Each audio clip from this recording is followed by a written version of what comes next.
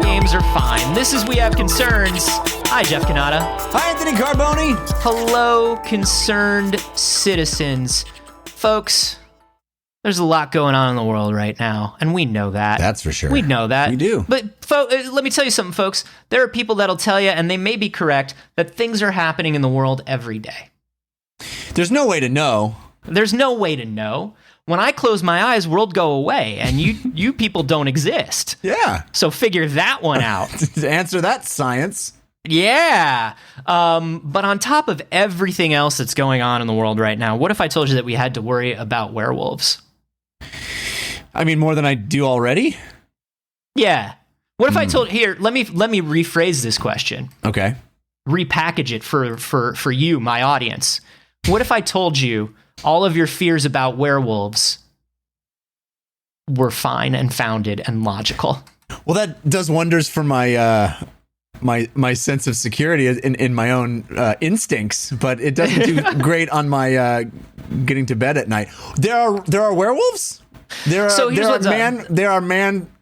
half man, half wolf? So this story was sent in by Marshall Robinson. He sent it to wehaveconcernshow@gmail.com. Great place to send stories. Thank you, Marshall Robinson. There have been 13 cases of man-wolf? Of man-wolf since 1850. Well, hey, you know what? Averaged out, that's not very common, you know? Listen. Nah, like, it's nothing at all. It approaches zero, right? It's statistically zero? Zero man-wolf? You would think that means... So here's what's up. If once every generation there is born a slayer, flip it.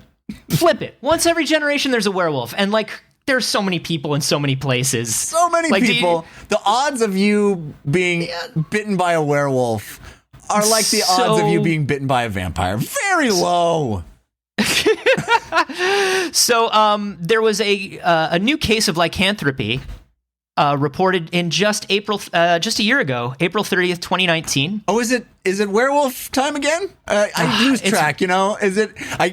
The days fly by. I get entrenched in all of my activities and jobs and everything, and then all of a sudden it's that time of year again, and I haven't prepared myself. Do you know how you can remember? Is spring, werewolves spring forward at you out of the dark. Right, with their jaws extended and their fangs coming at you. And then in fall, you will fall to the werewolf army. Right. So werewolves are always here, is what I'm saying. Right, and winter is how it always feels in your soul when you have lycanthropy. So... It may not shock you, Jeff, to know that these reports of lycanthropy are actually bullshit, tied to mental delusions. Tied to a specific mental issue where people genuinely believe that they are half man, half animal, or that people around them are half man, half animal. So what you're saying to me, well, but they're gonna act like werewolf. Werewolf gonna werewolf. Those are two very different things. Those are two very different mental conditions, it seems to me. There's a big difference between me thinking I am Wolfman and me thinking you are Wolfman. You know what I'm saying? Psychologically, is there? You still think someone's a wolfman, and that's the root of the problem. And that's where psychology is going to start, right? The fundamental belief in wolfman is retained, but look, buddy, if you're bleeding, you're bleeding. It doesn't matter why you're bleeding. I got to close that wound. You know what I'm saying? Well, no, this seems to me like either I'm bleeding or I think you're bleeding, and I'm going to attempt surgery on you. You know, when you don't need it. Well, that's a completely different condition, and some would say that I have that, but some would say that I am a doctor. I mean, you can't deny the results. You know what I'm saying? You can't deny the results. They're catastrophic. What are the results? I've lost a lot of patience on the table. But why did I have patience on the table at all if I'm not a doctor? Yeah. QED. QED. All right, so there's this condition that makes people think that there are werewolves that are real. And it's very rare? Well, no. What's rare is actual werewolves. There are only 13 actual werewolves, Jeff. Oh, okay. And we'll get to them in a minute. Feels like you're bearing the lead, but okay. Am I? we'll figure it out together. But what's not uncommon is this delusion, which is it's actually called werewolf delusion. And it's thought to stem from schizophrenia or bipolar disorder, things that sort of dissociative identity disorder, things in that family of conditions you might be a werewolf. You remember that Jeff Foxworthy bit? Oh, yeah. If you have more fur than clothes, you might be a werewolf. Yeah. Do you... the thing that would really make me amazed by this condition is if it could occur independent of one ever learning about werewolves. You know what I'm saying? Like it isn't inspired by fiction in some way. It can. I mean, because think about it. The idea of werewolf had to come from somewhere, right? And so the first people that had this condition that genuinely believe that they are some sort of hybrid person and animal, that came before the idea of werewolves, right? And that's one of the things that I think is interesting about this story is so many of our ideas about certain things, supernatural things, superstitions, come from way back in the day before we had a medical and clinical understanding of them, right? Right. Yeah. So there's a lot of that. Like vampirism is, tied to a lot of people think like tuberculosis and a lot of other conditions like that. So this is, there are people that have had this for a while. So it is called clinical lycanthropy, and they have to use the word clinical because they have to differentiate it from actual lycanthropy. And that's something that the article like really wants to point out here is like there's a difference between clinical and actual lycanthropy, right? So even though it's called lycanthropy, it doesn't mean you necessarily believe you are a werewolf. There are people that have had clinical lycanthropy who think that they are a dog, a boa constrictor, a frog, a bee. Wow. Any number of animals. Yeah, they think they're part bee. I would be so disappointed if someone said, "Oh man, my cousin is a lycanthrope," and you'd be like, "Oh my god, really?" Yeah, he thinks he's a bee. Clinical, and she thinks she's a bee. That would be so disappointing. Number one, she doesn't actually turn into a bee. And number two, I'm sorry it wasn't a wolf. Yeah. I'm sorry it's not a cooler story of all time. That's like what's the results? You just on the cover of couldn't come up with the name of the band. What's the name of the band that did the bee song? Fuck. Are you thinking of Blind Melon? Blind Melon! It's just on the cover of a Blind Melon album. Ta-da-ta! I might actually keep in you searching for that memory because that's a particularly humiliating. Yeah. Like not only were you reaching for Blind Melon, but you were reaching for Blind Melon. So where was I before the Blind Melon? What's going on? It's a 2 coffee day. Now I'm reaching. Before the Blind Melon. Where was it? Where were any of us before Blind Melon? Where were any of us before Blind Melon came into our lives? This most recent case was March of 2019. Would you believe, Jeff? It involves a Florida man. Oh, well. Yes. My home state. Did he believe he was a crocodile? He believed he was a werewolf. Okay. But he didn't say werewolf. He believed that he was a half dog, half man. And he was this dude. And this is why I say, like, clinically, there's a difference between clinical lycanthropy and actual lycanthropy. But this is why I say, Jeff, you might not want to differentiate that much. This dude did kill people. And he did. With his mouth? He killed a couple and chewed one of their faces off. Wow. So this is why I'm saying, is there a difference? How dogs behave? If he thought he was a dog, couldn't he have just been a sort of a friendly dog, sort of like a my father the dog situation? Like a Clifford situation? Yeah, like a big red dog. Or Beethoven? There you go. Or like an Air Bud. Couldn't he have just had a career in basketball? I'm told that Marley and me? Some of the players in the NBA actually are lycanthropes.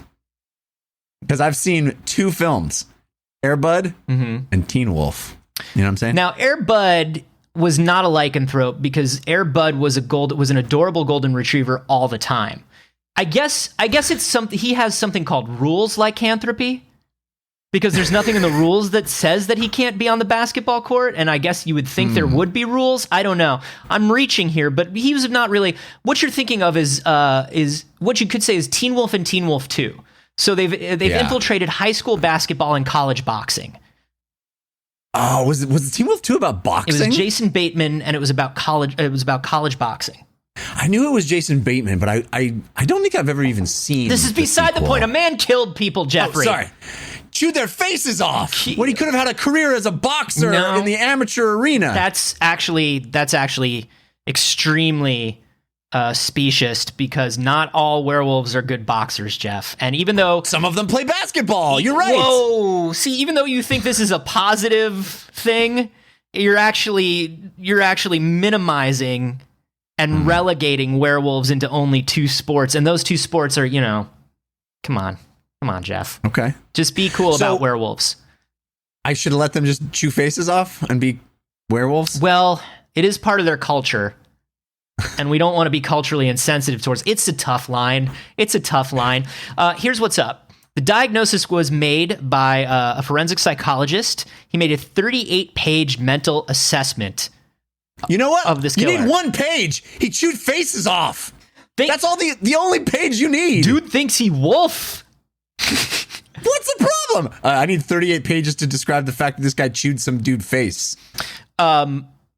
So the criteria that are used to diagnose clinical lycanthropy, obviously, if someone says they turn into a wolf, that's it. What if he says I'm a werewolf? Right. Sorry, I'm human right now, but later on I'm going to try to chew your face off. But I will turn into a wolf. That's a hint. That's a hint. Yeah. But other things, that you can talk about are the patients having reported feeling like some animal or behaving in a manner resembling an animal. They may not consider themselves to be part animal, but may be exhibiting animalistic behavior compulsively. So they may not say, I'm a werewolf or I think I'm half wolf, but they just start acting a bit like a dog or acting a bit like this animal without consciously realizing it. Yeah, pretty wild. And the delusion can rarely cause sadistic, cannibalistic, or necrophilic behavior. Do you think when they apprehended this guy, they, instead of putting him in jail, just put him in a kennel? Think that was the plan? I think that might work just as well. And what's crazy is you don't even have to lock the kennel. If you close the door, he just wants to be there. Yeah, when they're trained, when you lock, if you don't even have to lock it, you can just close it. You can just say go to your bed, and a werewolf just goes right there. There are only 3 things that can stop a werewolf. It's silver bullets, and then is it holy water? Here's what's up. I think it's holy water, and then like a rolled up newspaper on the nose, like right on the nose. You can draw a circle of salt and say, "Go to your bed," and the werewolf just goes. So there have been a number of cases since the 1850s. One case in Austria in 2007 showed what a superstitious belief can do. So this is to your point. These people who are experiencing these animalistic tendencies may not realize it, but if you have this condition and you do have a superstition about werewolves or, understand what a werewolf is, during a werewolf scare of 1715 to 1717, an unusual number of cattle and deer were killed. Wait. I need to stop you. Mm-hmm. There was a werewolf scare that lasted 2 years? Yeah. We were in a 2-year-long werewolf scare? Yeah. Okay. That seems like I know it's a difficult time that we're all living through right now, but it feels like 2 years of werewolf scare ranks pretty high too. Let me tell you something. If 2 years of werewolf scare happened right now, it would not change my life in any meaningful way in the year of our Lord 2020. Do you remember we had murder hornets? What happened to those? We just stopped talking about them. They're gone now, I guess, or not. I don't know. It doesn't matter, is what I'm saying. It doesn't matter, baby. We're in it. 2020 can throw whatever. Of werewolf scare. Listen, if they're going to throw a werewolf scare at us, I hope they do it now while there's so much other stuff going on. Because if it happens later when there's nothing else on my plate, I'm going to be bummed. It's like when you bring your car in for one thing and they notice 2 problems and you're like, you know what? You might as well fix every fucking problem right now. Let me just get all the money out of my pocket. I'm here. I'm here. What do I need? Wiper fluid? Fuck off. Do it. You know what the problem with a 2-year-long werewolf scare is, Anthony? What's that? Like at the beginning of the werewolf scare, like everybody's committed to it, right? They all wash their hands and they all stay indoors and they all avoid werewolves as much as possible. Chain yourself and they stay to a radiator with a medical grade handcuffs. You know? Exactly. No one goes out on a full moon. Everybody stays 6 feet away from other lycanthropes. And then, you know what? Time passes and everybody gets werewolf scare fatigue. And all of a sudden they're like, no, we need to reopen. And everybody's like, there's going to be a second wave of werewolves. Mm-hmm. We all know there's going to be a second wave of werewolves. One werewolf to bite another werewolf.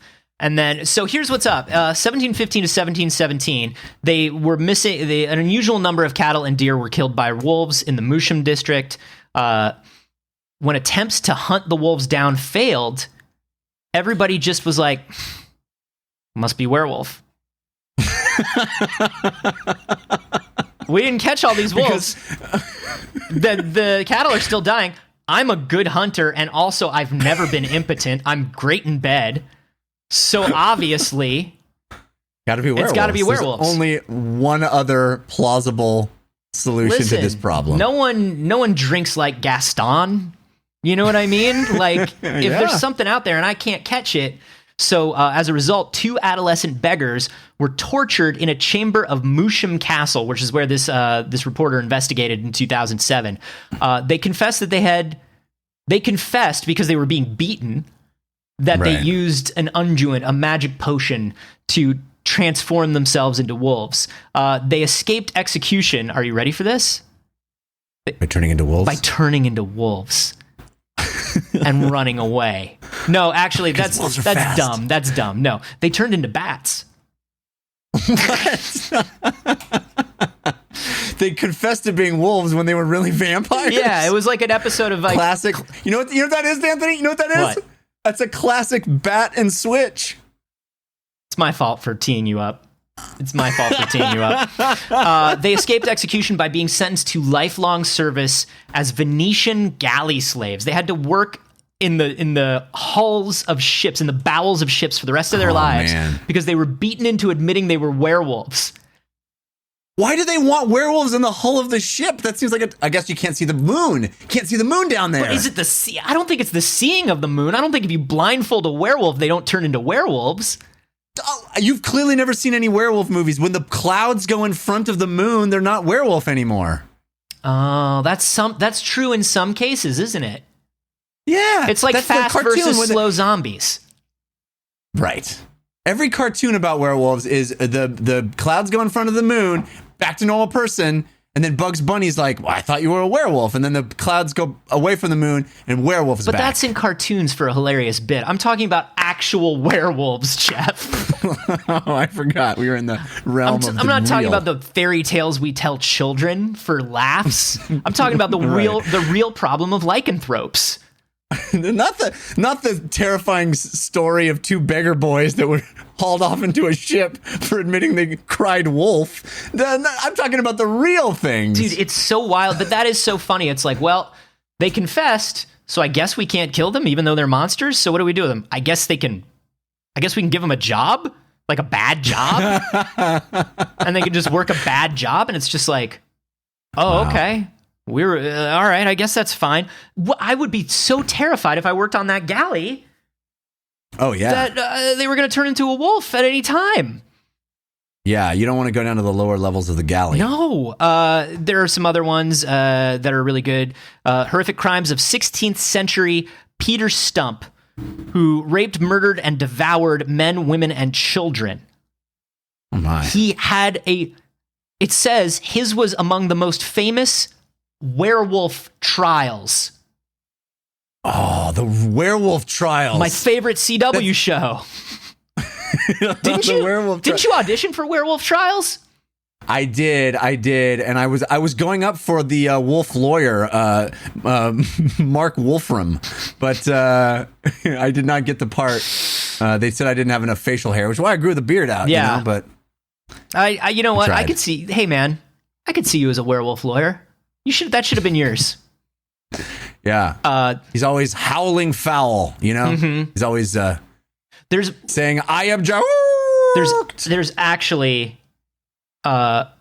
One of my favorite Korean TV shows is about a vampire lawyer, and it's very good. It's very good.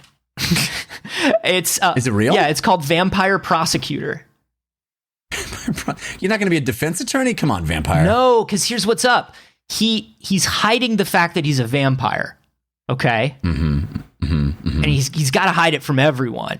But also, like when criminals start committing crimes that are supernatural or seem supernatural, he investigates, and he often finds that it is another monster. And he doesn't always kill the other monsters. Sometimes he brings them to legal justice. Vampire Prosecutor is very good. Wow. Yeah, it's a very good show. I recommend everybody watch it.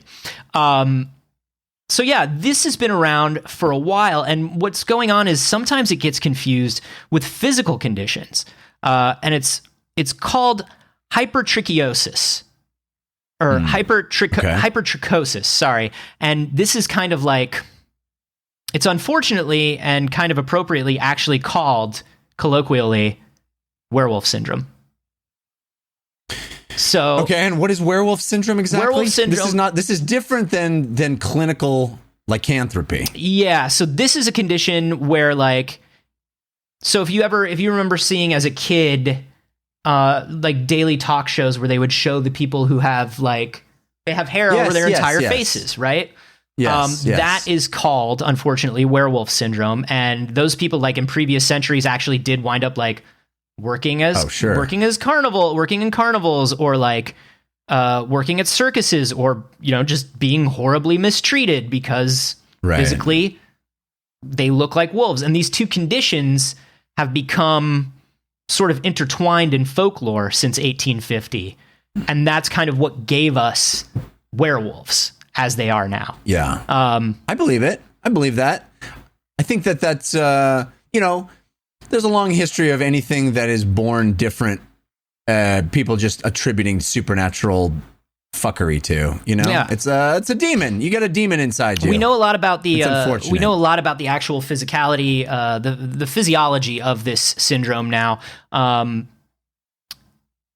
I said in the beginning, it could be either schizophrenia, bipolar disorder, could be caused by severe depression.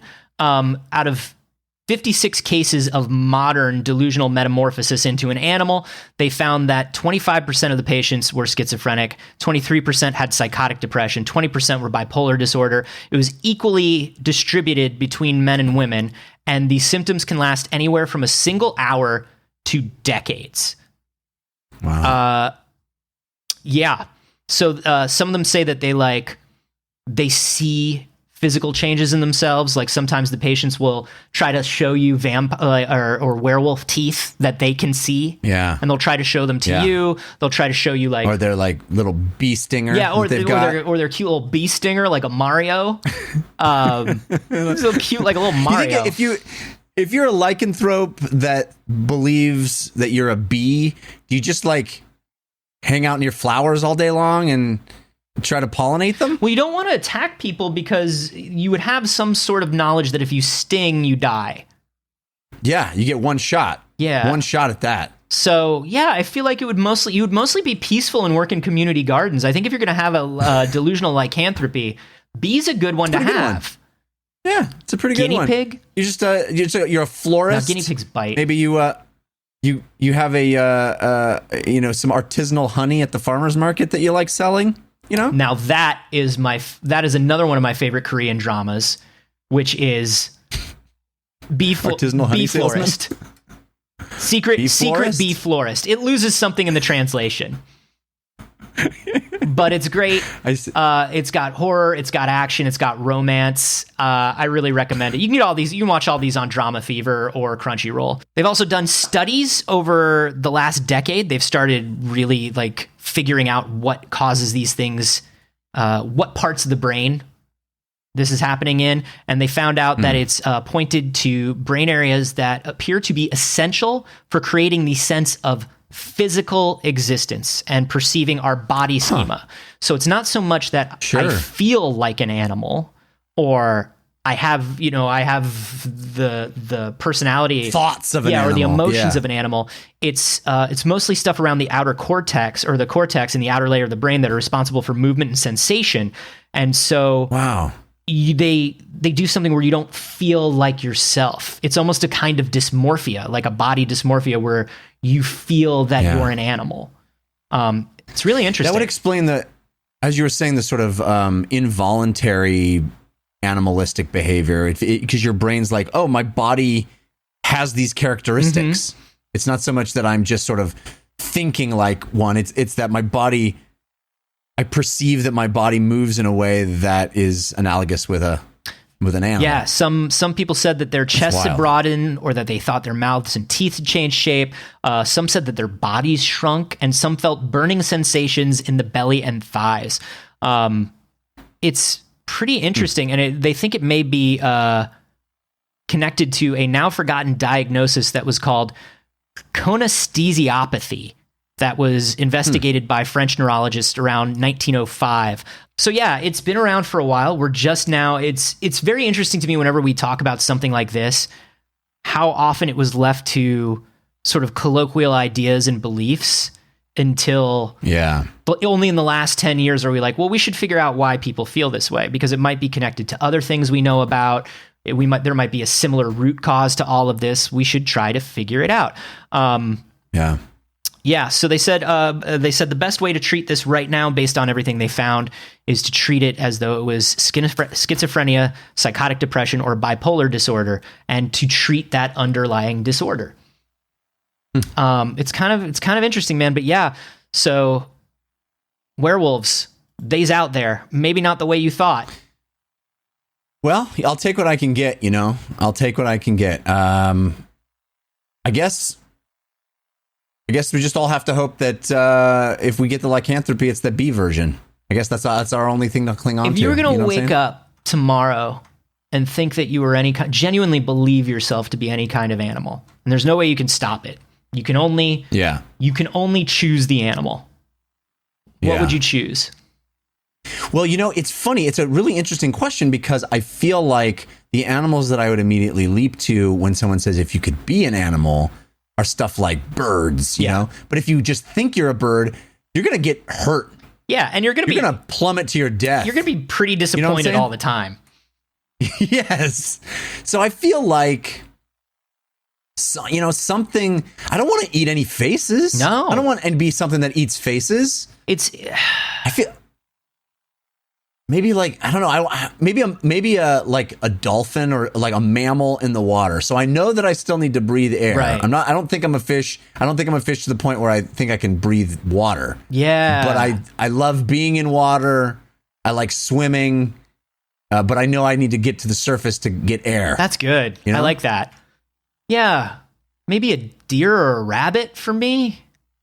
I don't know, something that's still kind of self-sufficient but like chill. Because just like you, I'm like, I don't know, man. I don't want anything that's like too, like, I don't want to be a squirrel and think that I can climb up trees. Yeah. Or be burying things all the time.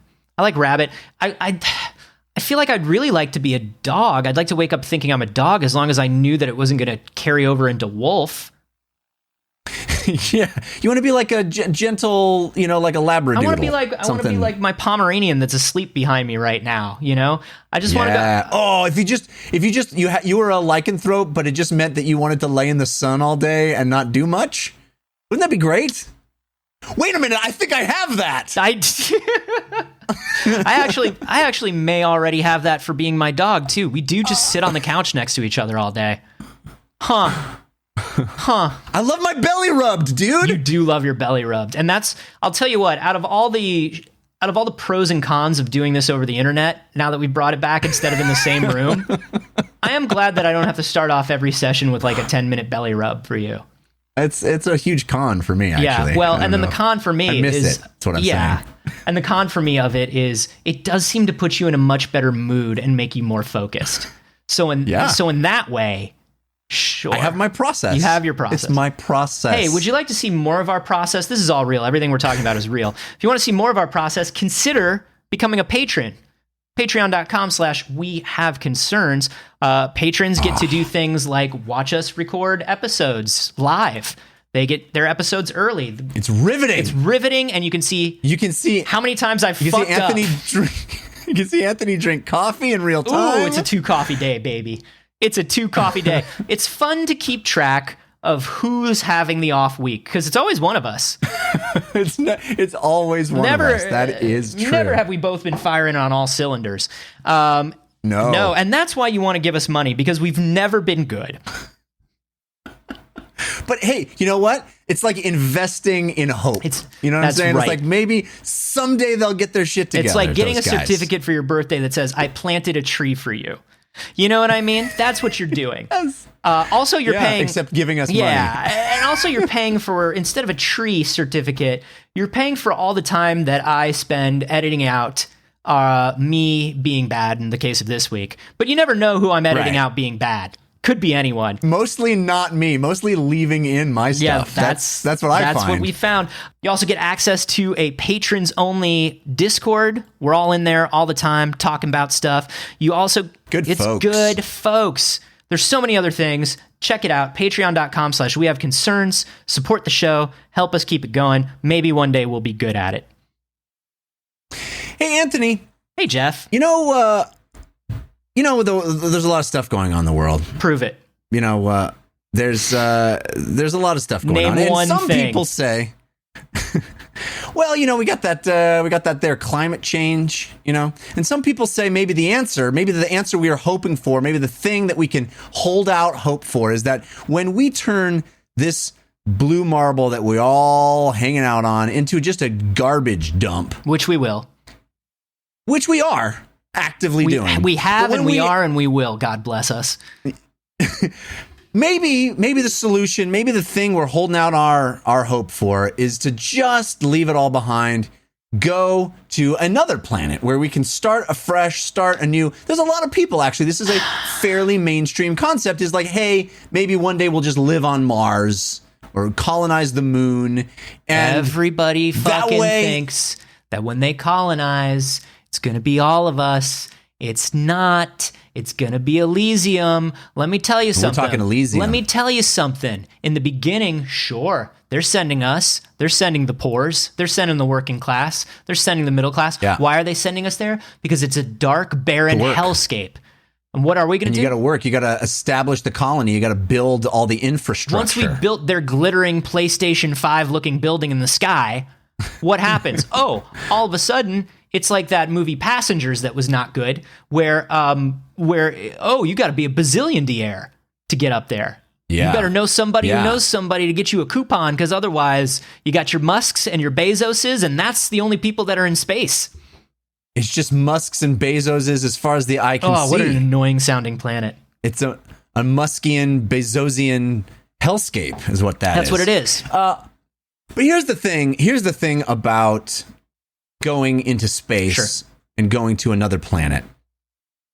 We have established here on We Have Concerns, if there's one thing to take away over our 600 plus episodes of this show, award-winning science podcast. Indeed. It is that space is trying to kill you. So when we hold out hope that we will all escape to space and start anew, afresh, there's an article that I would like to bring to your attention that enumerates the various and sundry ways that space is trying to kill you. Ready. Let's see if any of these surprise me. Yeah, I think you're going to like this. This is an article in Wired. It was sent to us. Wow, Wired. Hey, remember Wired? You know, oh, shit, dude. It's still happening. Wired's still happening? Still a place. Yeah. Fuck, dude. Who's on the cover of Wired? That I can't answer that. That's crazy. Hang on a second. Let me find who. Fucking I had who has sent it. Wired magazine. Boy, think about that. Like Reddit. I think maybe it's only online now. Wired magazine was like, if you don't know what Wired magazine was, it was like Reddit, but only once a month. You got Reddit like once a month, and you were like, oh shit, I can't wait to read Reddit. Oh, here it is. This was sent to us on the Facebook group, which is facebook.com/group/we have concerns. This was posted by Monica Dizon. I hope I'm pronouncing that right, Monica. Thank you for I hope so too, for your sake. Yeah. Thanks for posting this story from Wired Magazine about how space wants to kill you. It actually enumerates. There is a NASA human research roadmap that has been drafted by NASA, talking about all of the potential health risks of venturing into space and colonizing other planets. I don't know if you know this, Anthony, but NASA actually had to get a special permit from OSHA called a Terrestrial Workplace Activities Permit to allow astronauts to even go into space. Terrestrial workspace activities or extraterrestrial workspace? Excuse me. It far exceeds terrestrial workplace activities. I was going to say. So they need a new permit. All OSHA does all day, every day is terrestrial workplace issues. You're right. Pardon me. But this is a permit that assesses the health risks that astronauts are going to encounter in space. And you have to be explicit with astronauts. They have to sign this waiver because basically OSHA's whole job is like, let's not allow people whose job it is to be in danger. Yeah. And astronauts are like, that's whole fucking thing. That's what I do. It's like So here are, based on this, OSHA has to make the same thing roadmap for like ninjas. Oh, I know, right? Like the amount of paperwork you got to file as a ninja is ridiculous. It honestly, the only reason I'm not a ninja. Members of G.I. Joe.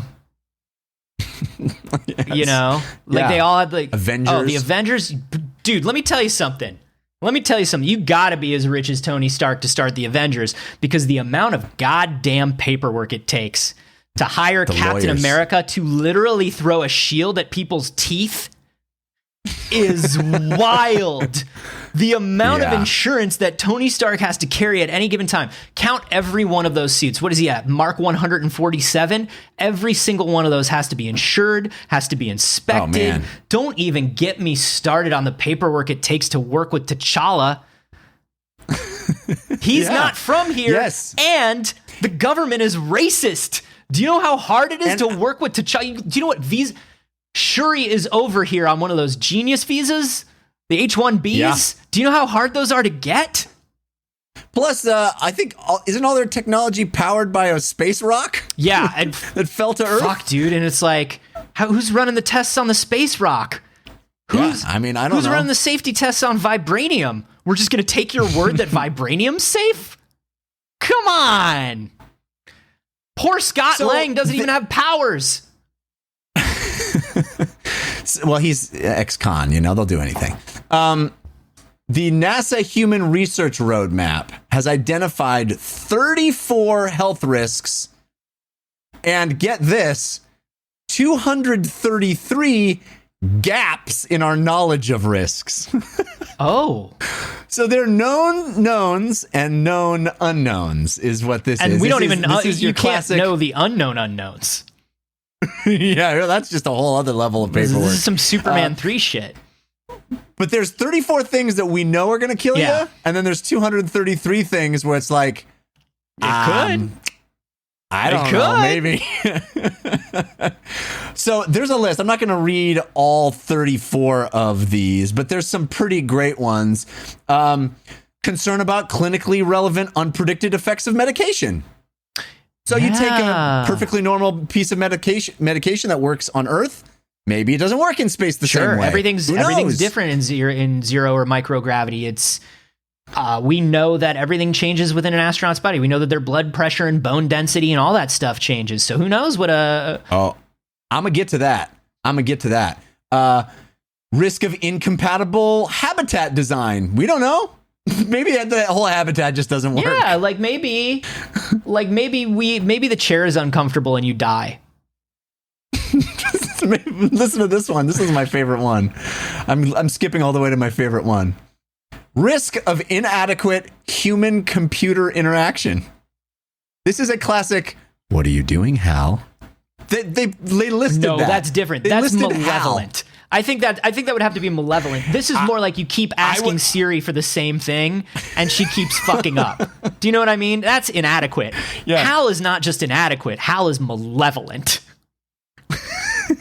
I mean, I would classify malevolent behavior as an inadequate response. Inadequate is like you have to unscrew Hal's eye and like blow on it and shake it and put it back in and then he's fine. Which I guess is kind of what happened. If you think about it. So yeah, maybe you're right. These are many, and they are all very important things that NASA has to keep track of. But this article goes on to talk about specifically the thing that kind of all of these are broken down and specific enumerated subcategories of the fact that we kind of just don't know how human bodies react in lower gravity. Oh. And we also kind of don't know about radiation in space. No. So those are the sort of the big topic headings are radiation in space is really bad and will completely kill you. It will fuck you up.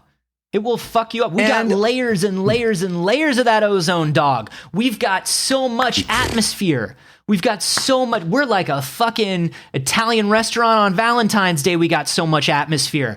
And the second you fucking leave that shit, it's just fucking radiation all the time.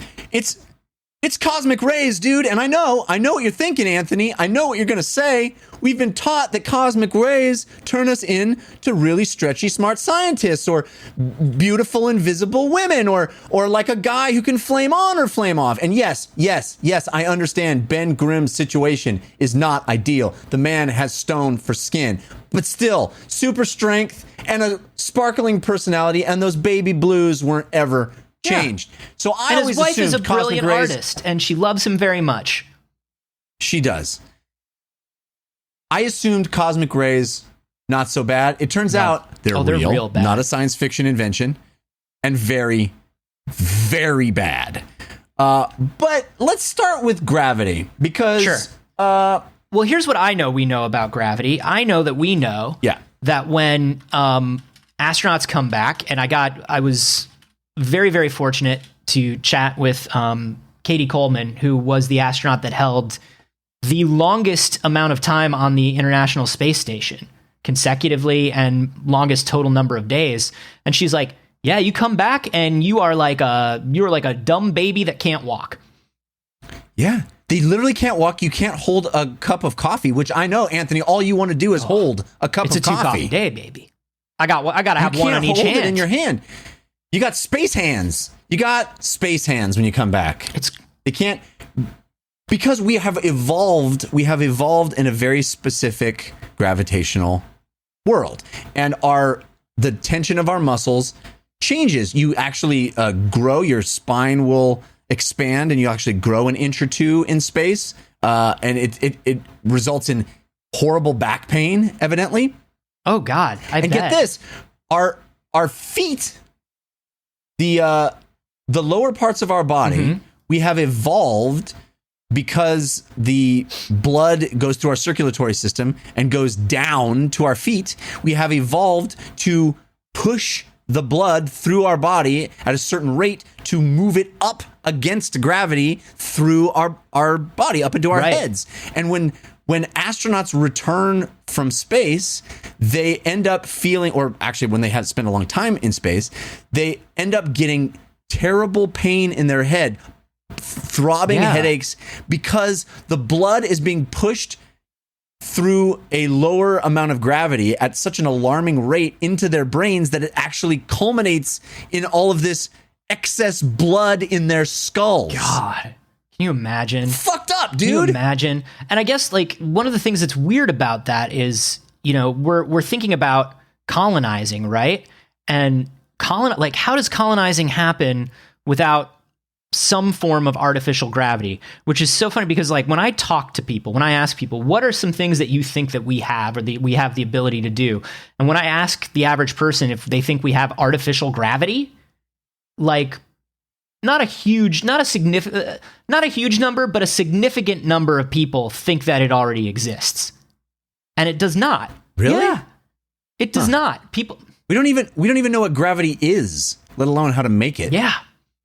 How are we going to make it? So I think one of the things that's really crazy is like how long do you stay on a planet like Mars that has the lighter gravity where it's just like, how long does your body live that way until it just becomes real hard for your body or deadly? Yeah. Well, a lot of people, you know, originally theorized that lower gravity might actually have health benefits because it would be easier for your body to do things. But we're finding out that it's quite the opposite. Oh, dude, it's like your muscles behave in a completely different way in space, and so they atrophy, right? You lose muscle mass. We were talking about inability to hold a cup of coffee and not being able to walk when they get back to Earth. They atrophy. The normal rate that you atrophy, an elderly person might atrophy. You lose 1% of bone density per year. Yeah, I think it's something like in space, 1% of bone density and 2% of muscle mass if you don't after the age of like 50 or something. Right. And you lose that in space every month. Wow. So it's 12 times as fast, right? And so what they do in space, you see all the time, astronauts working out, exercising on treadmills. But the problem is they can only work out muscles that you can fucking work out. And the problem is there's a whole lot of muscles in your body that need to work that you can't work out. You can't exercise your heart. You know? Jeff, maybe if we all exercised our hearts a little bit, we wouldn't be in the situation we are right now as a society. That's the truth. Think about that. Point. Anyway, we'll see you next week. What? So check this out, dude. One of the reasons that they have had a hard time trying to recirculate urine into drinkable water in space. You know, one of the things they do is, you know, they try to use everything in space because there's limited space inside the ISS and inside spacecraft. Every part of the Buffalo. One of the things that they have the hardest time dealing with is calcium deposits that end up in the filters inside those systems. They constantly have to clean out these calcium deposits because you're losing so much calcium from your bones. Wow. That it's going out through your urine. And guess what? If it's going out through your urine, it's also seeping into your kidneys, making you have much higher risk for kidney stones and kidney disease. Wow. You're like, literally, your bones are fucking disintegrating in your body in space and seeping into your kidneys and coming out in your urine. Just peeing in space is bad. Yes. Yes. You're peeing out your bones. That's an old curse from the country that my grandparents are from. Yeah. May you pee out your bones.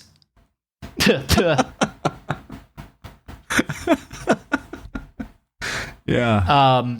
Wow, that's wild. So, we talked about gravity. So now tell me about radiation. Radiation's real bad.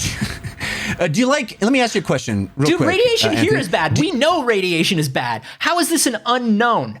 How is let me ask you this question. This is what I'm saying, Jeff. It's not an unknown that the radiation in space will kill you. Here's what I'm going to say. I'm going to say that OSHA is getting off on a technicality here, and they are just not saying what the unknown is, how quickly this increased radiation will kill you. That's the thing. We know it'll kill you. These are dangerous levels of radiation. Yes. Let me ask you this question, though. Do you like to see? Yeah, I would say it's one of my favorite five senses. Yeah. Definitely top 5. Definitely. Turns out space wants to blind you as well. It turns out that NASA tested the site of space. astronauts. I paid for LASIK. It was expensive. Dude, so did I. Let's not even go there. NASA astronaut Yeah, but I paid John for good Phillips, LASIK, not the old LASIK like you got. Yeah, I realize. I got the goddamn pre-millennium fucking...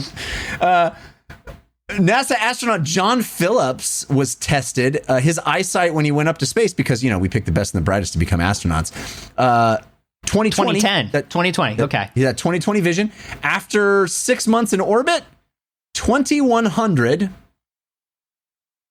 Wow. Yeah, and guess what? This is just one of the things that happens when cosmic radiation bombards your eyeballs in space. The thing that they report, astronauts report seeing this kind of strange flashing light in their eyes. It is a cosmic particle that has zipped through their eye sockets, producing a flash. It's been named the cosmic ray visual phenomena, and we don't really know what's happening at the biological level to cause it, but astronauts say that they see one of those every 3 to 7 minutes. No, that's too many. That's too many. It says closing your eyes won't help. The astronauts reported that the flashes occurred even when they were trying to sleep. Can I tell you something? I think a lot about going to space. And I used to think like I'm mentally and emotionally prepared to go to space. It was just, my physical body, maybe I'm not in the shape that I need to be in. Maybe I don't have the vision, maybe this, maybe that. No, I will tell you this about me psychologically and emotionally. If I was seeing a fucking flash in my eyes that wasn't from any phenomena that you could point at every 3 to 7 minutes, we would get to the end of day 1 before I was like, I'm dying. You get the space madness. I have got to get back to Earth. Madness. I'm dying. Yeah. How do astronauts do it? Astronauts are so chill. Jeff, have you ever met an astronaut? I have, actually. I did a piece on a show I used to do where I went to Houston and got to drive the... That's where they grow them. The lunar lander. They grow them right there. Yeah. And this dude that I met, former Navy SEAL, after he retired from being an astronaut, he made his living going around and unearthing buried treasure that is undersea buried treasure, like going deep sea diving and finding that's his retirement job. His retirement job is Indiana Jones.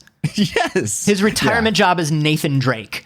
Fucking amazing. That's amazing. But that's the thing is not only are they all perfect physical specimens, not only are they all brilliant, but they're just so chill.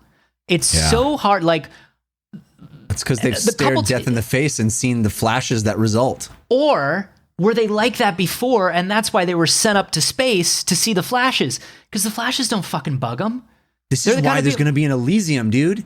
Because it's all those types that are going to get there. That's what's fucked. Is those types don't get to go to Elysium. Those types get to pave the way for Jeff Bezos to go to Elysium. Once we figure out what the Flash is, and we figure out how to box up, make walls that keep out the Flash, and we have the microgravity and we have all this stuff, those cool, chill astronauts don't get to be part of it anymore. Then it's just the fucking rich old dinks. The fucking rich old dinks get to go up to space. They're like, thanks, cool astronauts. Thanks for going blind. Thanks for going blind. We used you like human currency. Mm-hmm. It's almost like that's what the term human resources means, Jeff. Exactly. It's almost as though that's what the term is. Wow. So just gravity and radiation will kill you. There's so many things that we don't even know about. Let me ask you this. Because this is the big question that all this brings up to me. Would you still go to space? I mean, I kind of want to still. I'm much more scared now than I was. I don't really think this through, all this stuff. You kind of have a vague idea that, you hear about muscles changing when you come back from space, and you hear about all that stuff. This really feels like we are wildly unprepared. We are a species that evolved to be in this habitat. You can't just pluck us out of this habitat and expect us to be okay. I always say it's like the It's like those really deep sea fish. If you pull one of those deep sea fish out of the bottom of the sea, they just fucking explode, man. They just fucking explode because they're meant to be under such an intense amount of pressure. There is a perfect amount of environment for every living thing, right? There is a biome for every living thing. And, you know, the idea that like, oh, just a little bit of light gravity is actually good for you, or like, oh, slightly heavier gravity might make you stronger. No. Space will grind you down into a fucking fine paste. Space wants to kill you. Space wants, you are the tableside guac that space will put on its chips. Space just wants to see you turned into that delicious fucking chunky paste. Yeah. I might still go to space. I was just going to ask you, does this dampen any of your enthusiasm about our like sci-fi future? The problem with our sci-fi future is the thing I keep harping on about is there are only 2 sci-fi futures that they'll allow me to be a part of. And number 1 is the, hey, idiots, do you want to be the homesteaders that fucking colonize Mars and you live on basically like a nightmare farm on the edge of death forever? That's the part that they'll let me go to. And then like at some point I could work like a retail job or a McDonald's in space for the wealthy.